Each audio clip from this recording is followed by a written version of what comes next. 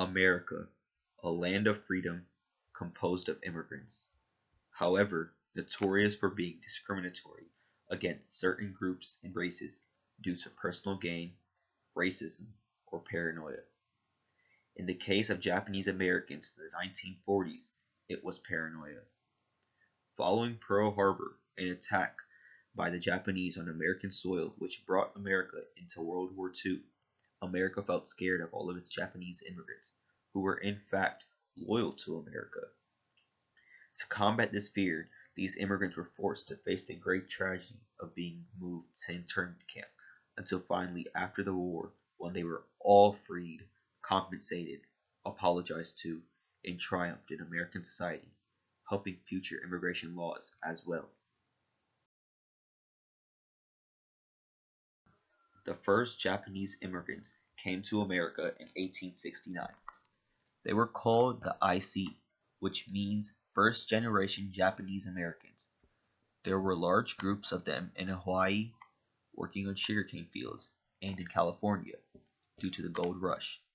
After the gold rush, many worked as farmers and also helped with the construction of railroads, and soon Japanese immigrants were one of the largest labor groups on the West Coast. Due to this large population, Japanese communities emerged where churches and houses were built and fishing and agricultural industry blossomed.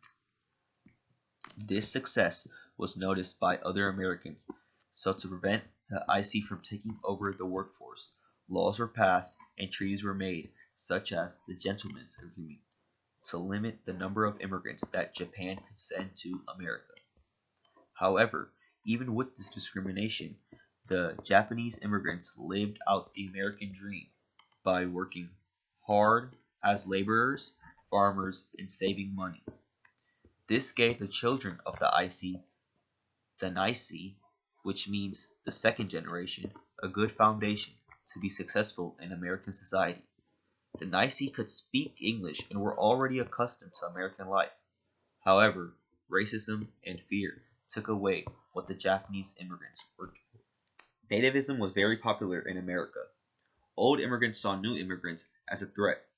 Out of all immigrants, however, Asian immigrants faced the most discrimination since their culture and language was the farthest away from America's. The Chinese Exclusion Act in 1882 banned all immigration of Chinese workers to America. Even though this didn't directly affect Japanese immigrants, this was the first law that oppressed Asian immigrants and fully banned a group from coming to America. The first discriminatory law in America against the Japanese was the Gentlemen's Agreement in 1908.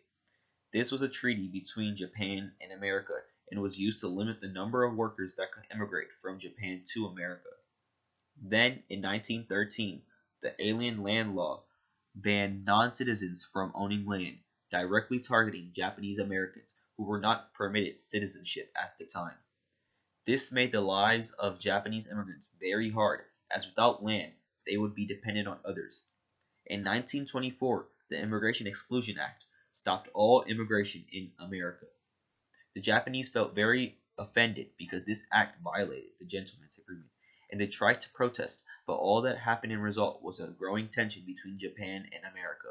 All these acts and tensions made it very clear that sooner or later, America's Japanese immigrants would face consequences. Around the 1940s, the Eastern Hemisphere was transforming, and two powers rose, the Allies and the Axis. The Allies included many of America's allies, including England and France, so they aligned themselves with them when World War II came along. However, they did not join the conflict right away. In 1940, Japan joined the Axis, further making America more paranoid of its Japanese immigrants, since they were the ancestors of the American enemy. To combat Japan directly, America set embargoes on Japan, a major hit to them, since America had been giving them several resources. This embargo gave Japan motivation to attack America. On December 7, 1941, Japan sent a fleet towards Pearl Harbor, which was an American naval base. This surprise attack was the final straw and led to America entering World War II.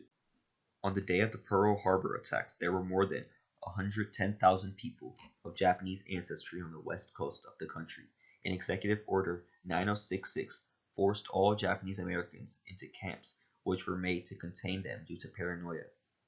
President Roosevelt signed a proclamation which activated the Alien Enemy Act of 1798 the day after the attacks. This act stated any citizen of the enemy nation could be incarcerated. However, the Japanese Americans were only of Japanese ancestry, so this act should not have applied to them, and it is a great tragedy that it was. America was in no way ready to house all of its incarcerated Japanese citizens.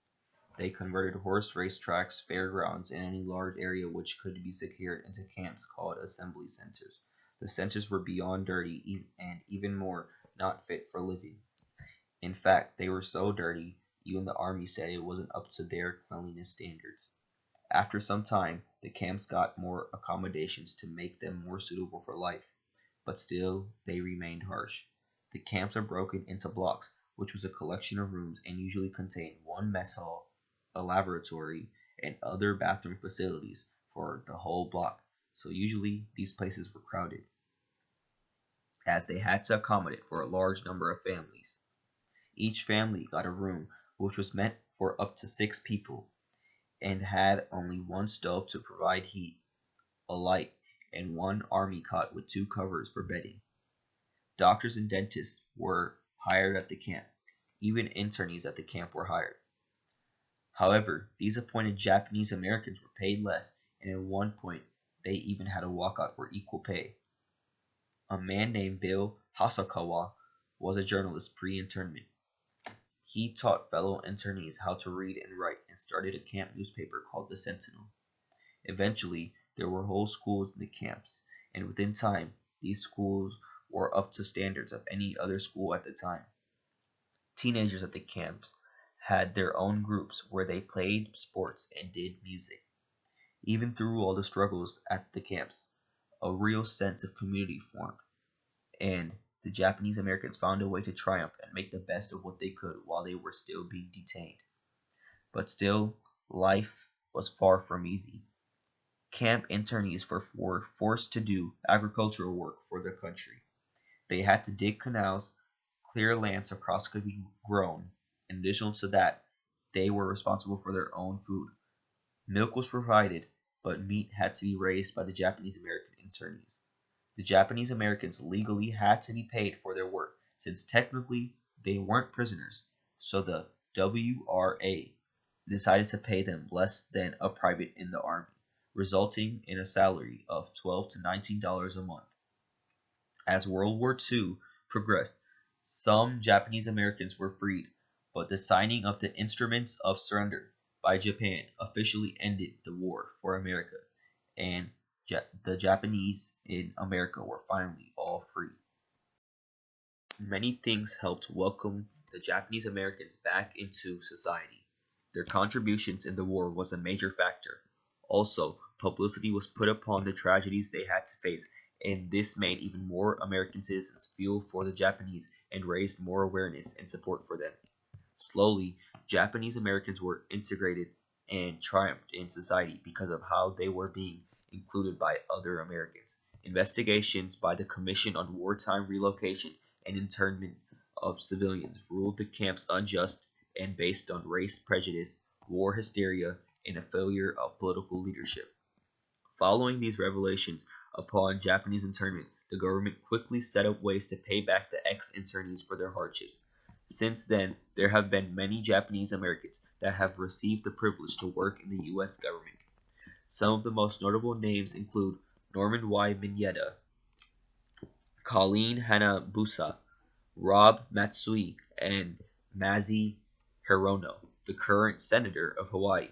A big, but not direct impact and triumph of Japanese internment was the Immigration and Naturalization Act of 1965.